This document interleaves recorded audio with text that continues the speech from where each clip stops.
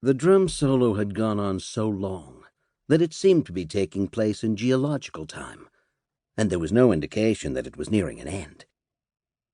On the contrary, every time my hopes rose, someone in the sparse audience screamed something like, "Far out," or "Go boom boom," and the message seemed to get through the wall of noise, because the drummer, who went by the name of Boom Boom Black, although, as I had recently learned, he'd been born Morton Pfefferman, did the impossible and played even louder.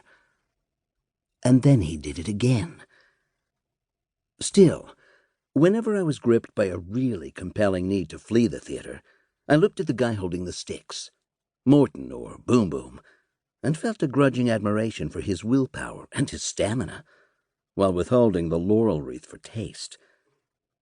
With the sparse, stringy, shoulder-length gray hair, the seemingly frail arms, and the ropey neck, he looked like he was moments away from having a special soft-food breakfast delivered on a tray in a place with a name like Perpetual Acres or Sunset Highway.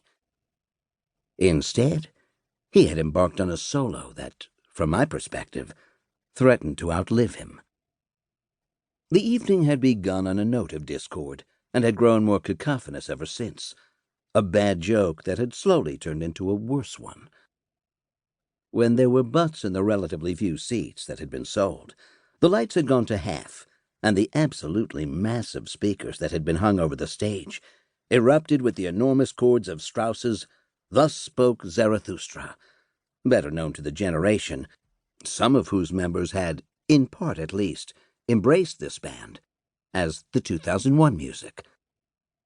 A follow spot lit up, pointed at no one, and then, after a jiggle or two, jerked spasmodically to our left, to the area downstage where a silver-haired little guy, who might have been 5 feet 2 inches tall and maybe 70 years old, was standing, mic in hand, looking out at us.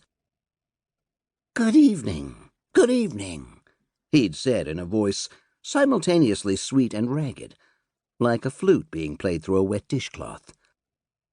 "I'm Oscar Fiddles." And from behind us, a guy who obviously gargled with rocks yelled, "So what is Oscar Fiddle?" And someone else shouted, "Can you play Melancholy Baby?" Oscar Fiddles nodded wearily a couple of times, cupped a hand to one ear, raised his eyebrows, waited to see if they were finished, and then said, "Boys will be boys. With friends like mine, who needs enemies? But seriously, folks, we're all glad you're here, and I hope you're not packed in too tight." A little wave of laughter sputtered over the seating area, indicating the presence of the easily amused and the extremely polite. "That's better," Oscar Fiddles said. "This is the last time we'll be doing this show. But don't forget, we got 2 completely different shows coming up tomorrow night and Sunday. Tonight, though, tonight's a monster." "Speaking of a monster," someone shouted, probably one of the mid-level thugs whose damp idea the concert tour had been, "get a load of that nose. You could park your car under it." Someone else contributed, "Or sit under it so you shouldn't get sunburned." A feathery ripple of laughter was the result, but Fiddles wasn't having it. "Glad you folks think that's funny, but I gotta tell you, 12 weeks, 3 times a week, and you know what? You guys can go fuck yourselves, or maybe each other. Why should tonight be any different?" And he dropped the microphone on the floor with a remarkably loud bang and stalked off the stage,